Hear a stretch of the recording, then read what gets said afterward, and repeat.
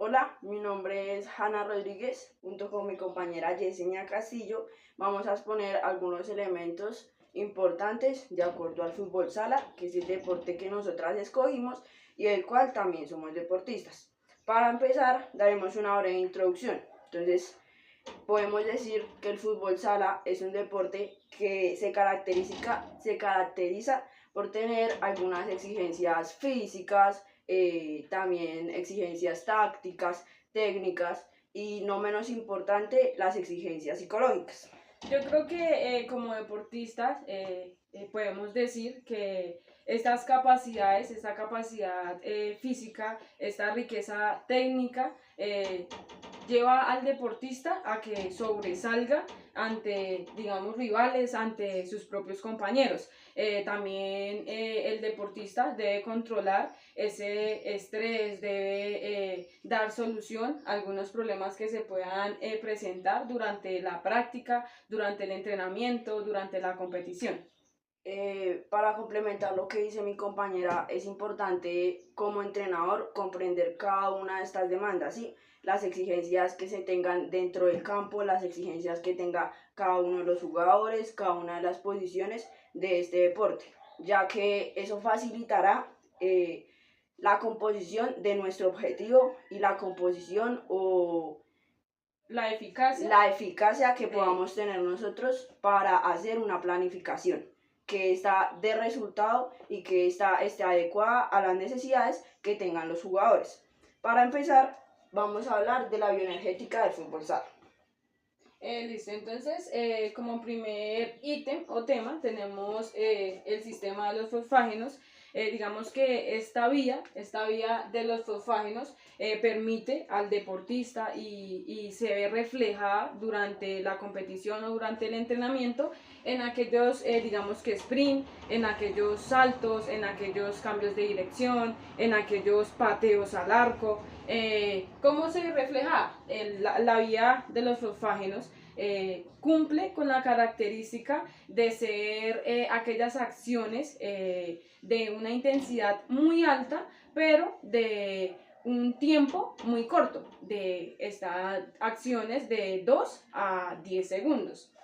Para hablar del sistema glucolítico, podemos decir que este sistema es también un sistema que exige una gran demanda, pero en un tiempito más largo, es decir, de unos 10 a unos 15 segundos. Un ejemplo que podemos dar de acuerdo al deporte de fútbol sala y también al tiempo real de juego pueden ser las transiciones rápidas. Es decir, cuando un equipo, en mi caso, va saliendo y nos roban un balón, ¿sí? El equipo rápidamente tiene que volver, pero como las transiciones del fútbol sala son tan rápidos, nosotros podemos volver a tener la oportunidad de recuperar el balón y otra vez tener que salir. Muy bien. El tercer sistema es el sistema aeróbico. Esta capacidad, digamos que se ve reflejada ya después de todas esas acciones, donde el deportista se toma el tiempo de recuperar y de generar, digamos que energía a través de los carbohidratos, a través de las grasas, y este sistema está, digamos que, o cumple con la función de que el deportista rinda durante los 40 minutos que dura un partido. Es importante decir que en los artículos que nosotras escogimos e investigamos, estos tres sistemas siempre fueron los predominantes en los artículos que nosotras escogimos y en otros artículos aparte que leímos. Entonces, claramente, digamos que las investigaciones han sido muchísimos más estudios que se han generado durante los últimos años en base al fútbol sala. Para nosotras como deportistas, en mi caso, yo siento que el sistema que más predomina de todos es el sistema glucolítico, ya que como yo lo mencionaba cuando hablaba de este sistema, era que, digamos, era un poquito más largo que el sistema de los fosfágenos y que el fútbol sala. También de acuerdo a las dimensiones de la cancha, tendemos a que las acciones de juego cambien constantemente, pero en un poquito de tiempo más largo que el de los fosfágenos. Entonces, para mí como deportista, el predominante es el sistema glucolítico. ¿Para ti cuál es? Bueno, yo creo que la capacidad aeróbica también se ve reflejada en un muy buen deportista, esa capacidad de recuperarse, esa capacidad de poder volver a realizar esas acciones Sí. que tú estás diciendo. Y pues desde la experiencia propia, esas son, digamos que, las vías energéticas que para nosotras son predominantes en este deporte. Bueno, para el siguiente elemento del que vamos a hablar de las capacidades motoras. En este caso y en todos los deportes en general, las capacidades motoras son características que definen cada jugador, definen cada acción de juego, cada sí, acción real que suceda dentro del campo. En este caso, nosotras escogimos 5 capacidades motoras, no solo de acuerdo a nuestra opinión, sino claramente de acuerdo a un autor. En este caso, Hamel en 2023 fue el autor que nosotras escogimos, el cual hizo un artículo cuyo nombre es Efecto de un entrenamiento específico de 3 meses sobre las capacidades físicas de los jugadores de fútbol sala iraquíes. ¿Listo? Entonces, bueno, digamos que para hablar sobre la fuerza en cuanto a cómo se involucra en el deporte, podemos decir que se ve reflejadas durante el pateo al arco, durante, digamos que, enfrentamientos hombro a hombro contra pues el rival. La velocidad la vemos reflejada sobre el desplazamiento, la vemos reflejada sobre la velocidad de tomas de decisión, en donde digamos que este autor manejó en su investigación la velocidad a través de un test o de una prueba en donde se refleja el metabolismo tanto aeróbico como anaeróbico. En la agilidad podemos hablar que es predominante en el fútbol sala durante los cambios de dirección, también manejos de balón, toma de decisiones también rápidas. Digamos en este caso, Hamed en la revisión sistemática nos hablaba que un test muy importante para evaluar la agilidad en el fútbol sala era el test de 505. Test agilidad 505. El test básicamente consistía en un desplazamiento primero de 10 metros, donde a ti se te toma el primer tiempo en los 10 metros, después hay 5 metros, otro desplazamiento, te devuelves 5 metros otra vez y terminas el test. En este caso, en la revisión sistemática, él decía que era importante cómo el deportista manejaba su cuerpo para volver a hacer esos desplazamientos, ya que en el fútbol sala, como lo mencionábamos anteriormente en las vías energéticas, pues es un deporte de transiciones muy rápidas, que tú tienes que ir y tienes que volver y etcétera. Bueno, en cuanto a la resistencia y mencionándolo anteriormente, la capacidad aeróbica, esta revisión y digamos que en nuestra experiencia como deportistas nos han aplicado un test muy famoso, el cual es el test de Ledger, el cual consta de, digamos que, algunos desplazamientos bajo algunos requerimientos como el tiempo, como, bueno, también pues se toma, digamos que, una distancia pues requerida por el test. Este test, como lo vengo diciendo, también fue desarrollado por el autor durante su revisión. Es importante hacer un paréntesis de acuerdo a las capacidades que están acá, y es que Hamel, junto también con los otros autores de la revisión sistemática, de alguna u otra manera, y tal vez sorprendentemente para nosotras también, siguen defendiendo los ideales anteriores del fútbol sala, así exista su progresión, ¿sí? Porque desde hace muchos años siguen siendo los mismos test. Entonces, es decir, que lo que decía, o sea, se ven los resultados. Sí, entonces, sí, como que en ese artículo en específico, como que fue muy fácil entenderlo para nosotras, porque todos los test que ellos mencionaban son test que nosotras, desde la etapa de fundamentación, digo, de iniciación que tuvimos, son test que nosotras realizamos. Por último, la potencia en el fútbol sala pues la vemos reflejada en saltos, en sprints, en disparos fuertes, ¿sí? En este caso, pues también Hamel en su revisión sistemática eh, destacaba los test de salto vertical, salto horizontal, el El CMJ, CMJ, el que, CJ, que son test el CJ creo. CJ. Son test que también nosotras como deportistas los hemos hecho y son test que especialmente en la etapa de fundamentación y de perfeccionamiento pues son test que resaltan más y pueden ayudar más en la planificación y en los objetivos que tú tengas para tu equipo y para cada uno de los jugadores. El siguiente elemento del que nosotros vamos a hablar va a ser el desarrollo multilateral. En este elemento vamos a mencionar aspectos como la edad relativa, el RAE que hace referencia en el artículo, la edad biológica, las edades de maduración. También vamos a hablar obviamente de cada una de las etapas que tiene el desarrollo en el fútbol sala, de acuerdo también a relacionarlo con el artículo que nosotras escogimos. Listo, como en la primera etapa se ve un rango de edad de 6 a 8 años. Esta primera etapa es la etapa de iniciación. Esta etapa cumple con el objetivo de involucrar a los niños al fútbol sala de manera lúdica, digamos que desarrollando esas habilidades básicas y pues dándole el conocimiento del deporte. En esta etapa, digamos que es importante desarrollar, como lo venía diciendo, estas habilidades básicas como la coordinación, como el equilibrio, como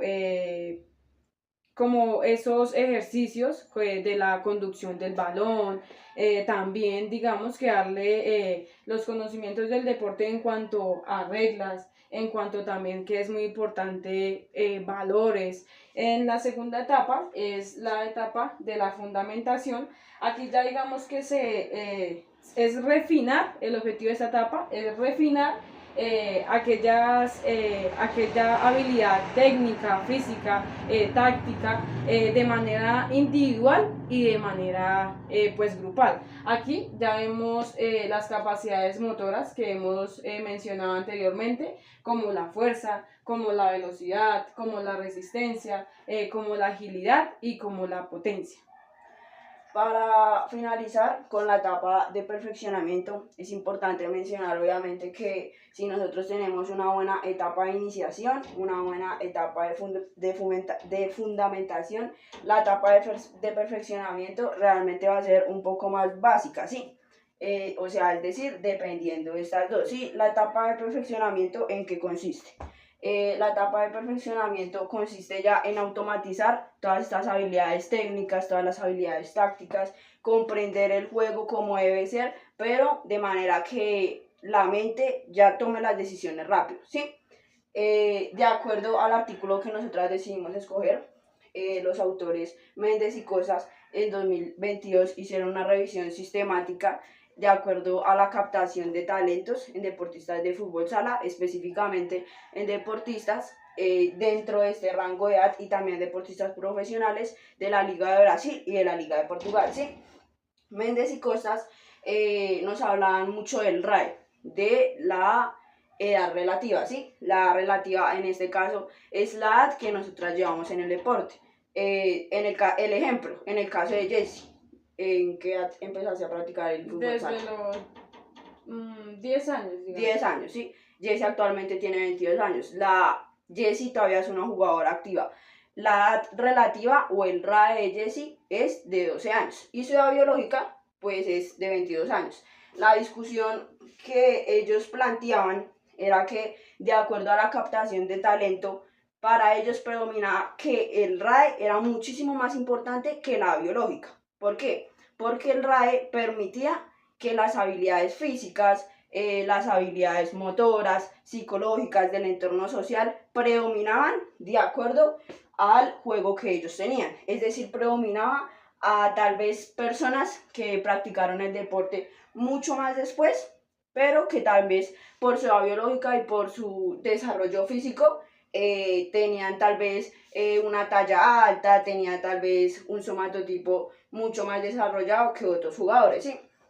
De acuerdo. También es importante mencionar que nosotras decidimos escoger entre tantos artículos que hablaba de las edades y el perfeccionamiento del deporte del fútbol sala, decidimos escoger autores brasileños, porque sabemos y hemos investigado, ya que somos profesoras de este deporte, que Brasil es una potencia que en serio está dedicada al fútbol sala. Entonces, es importante mencionar que el fútbol sala es un deporte muy evolutivo, ¿sí? Que si nosotros hablamos de este perfeccionamiento hace 6, 7 años, de estudios que nosotras vimos, tal vez el desarrollo biológico es mucho más importante, porque para ese tiempo el fútbol sala aún era tal vez un deporte posicional, es decir, se juega de 5, había un portero, había un poste, 2 alas y un pívot, donde normalmente estos jugadores sí tenían una caracterización. Cumplían, ¿sí? Con un somatotipo. Exacto, el somatotipo era, digamos, el poste siempre debía ser una persona un poquito más grande, ancha, los laterales jugadores un poquito más ágiles, más veloces, y el pívot también debería ser una persona de talla alta, con un poquito más de potencia. En este caso y en este artículo ellos resaltan que el RAE hace referencia también a que todos los jugadores deben tener las mismas habilidades, ya que por la progresión y la evolución que ha tenido el fútbol sala, se volvió un deporte rotativo, es decir, ya no existen las posiciones. Entonces para ellos la edad relativa hace referencia a que todas estas etapas son importantes. ¿Por qué? Por la evolución del deporte. El siguiente elemento del que vamos a hablar, ya para finalizar, son los datos adicionales. Estos datos los vamos a dar de acuerdo a nuestra experiencia como deportistas. ¿Listo? Entonces, un buen VO2 máximo me permite a mí digamos que a recuperarme después de esas acciones potentes y rápidas, y pues a que mi rendimiento siempre durante el partido esté activo. Para los sprint, ya relacionándolo con todo lo que hablamos anteriormente, el sprint para nosotras es una de las acciones más predominantes en el fútbol sala, por lo que hablábamos anteriormente, porque es un deporte de transiciones muy rápidas, de predominante del sistema de los fosfágenos, glucolítico. Entonces pues es importante también también tener en cuenta que el sprint también hace parte de algunas capacidades motoras que pues nos van a permitir ser un poquito más eficientes en el desarrollo del juego.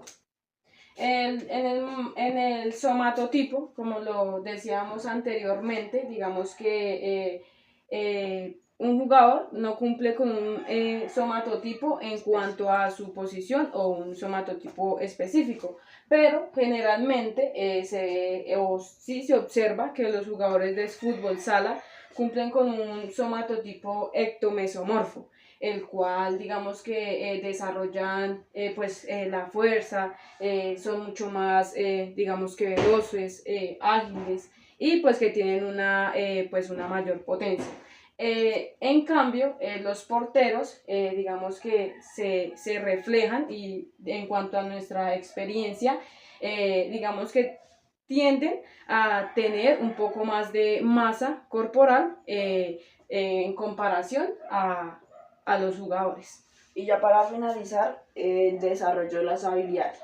En cada uno de los elementos que nosotros hablamos, se vio reflejado que el desarrollo de cada una de las habilidades va a ser importante para el jugador de fútbol sala. Sí, es importante que estas capacidades motoras y que las habilidades básicas se desarrollen correctamente en cada una en cada parte del desarrollo multilateral, en cada etapa de iniciación, fundamentación, perfeccionamiento, para que pues todo esto sea un conjunto efectivo de acuerdo al jugador que nosotros queramos, ¿sí?